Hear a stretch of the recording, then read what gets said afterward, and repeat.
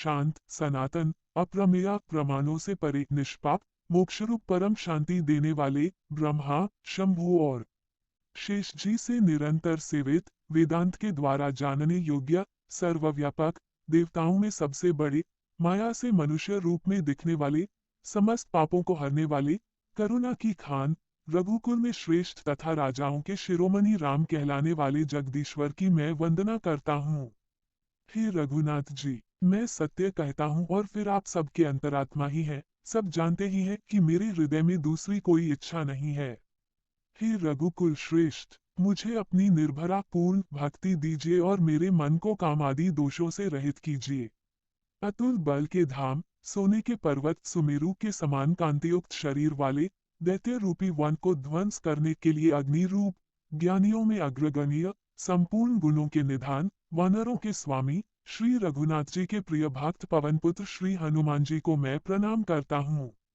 जाम्बवान के सुंदर वचन सुनकर हनुमान जी के हृदय को बहुत ही भाए। वे बोले, हे भाई, तुम लोग दुख सहकर, कंदमूल फल खाकर तब तक मेरी राह देखना, जब तक मैं सीता जी को देखकर लौट न आऊं। काम अवश्य होगा, क्योंकि मुझे बहुत ही हर्ष हो रहा है। ये कहकर और सबको मस्तक नवाकर तथा हृदय में श्री रघुनाथ जी को धारण करके हनुमान जी हर्षित होकर चले। समुद्र के तीर पर एक सुंदर पर्वत था। हनुमान जी खेल से ही अनायासी कूदकर उसके ऊपर जा चढ़े और बार बार श्री रघुवीर का स्मरण करके अत्यंत बलवान हनुमान जी उस पर से बड़े वेग से उछले। जिस पर्वत पर हनुमान जी पैर रखकर चले, जिस पर से वे उछले, वह तुरंत ही पाताल में धंस गया। जैसे श्री रघुनाथ जी का अमोघ बाण चलता है, उसी तरह हनुमान जी चले। समुद्र ने उन्हें श्री रघुनाथ जी का दूत समझकर मैनाक पर्वत से कहा कि हे मैनाक, तू इनकी थकावट दूर करने वाला हो, अर्थात अपने ऊपर इन्हें विश्राम दे। हनुमान जी ने उसे हाथ से छू दिया, फिर प्रणाम करके कहा, भाई, श्री रामचंद्र जी का काम किए बिना मुझे विश्राम कहाँ। देवताओं ने पवनपुत्र हनुमान जी को जाते हुए देखा। उनकी विशेष बल बुद्धि को जानने के लिए परीक्षार्थ उन्होंने सुरसा नामक सर्पों की माता को भेजा। उसने आकर हनुमान जी से यह बात कही, आज देवताओं ने मुझे भोजन दिया है। ये वचन सुनकर पवन कुमार हनुमान जी ने कहा, श्री राम जी का कार्य करके मैं लौट आऊं और सीता जी की खबर प्रभु को सुना दूं। तब मैं आकर तुम्हारे मुंह में घुस जाऊंगा, तुम मुझे खा लेना। हे माता, मैं सत्य कहता हूँ, अभी मुझे जाने दे।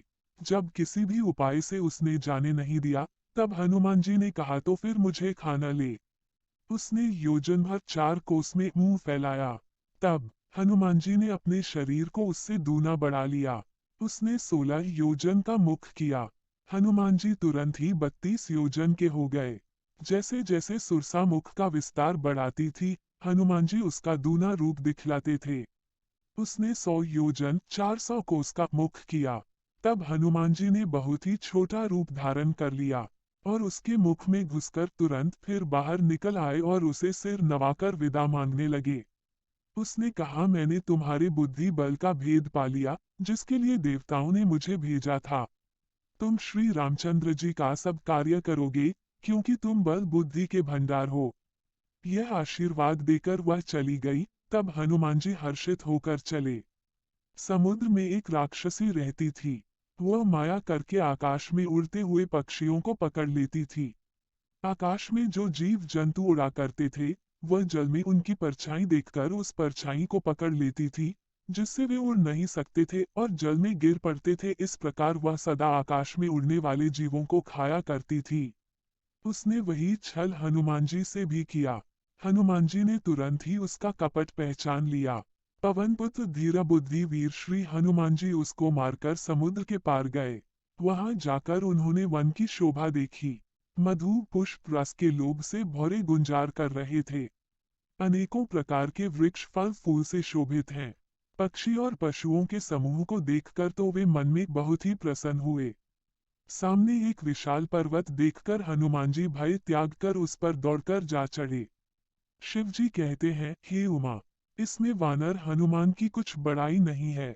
ये प्रभु का प्रताप है, जो काल को भी खा जाता है।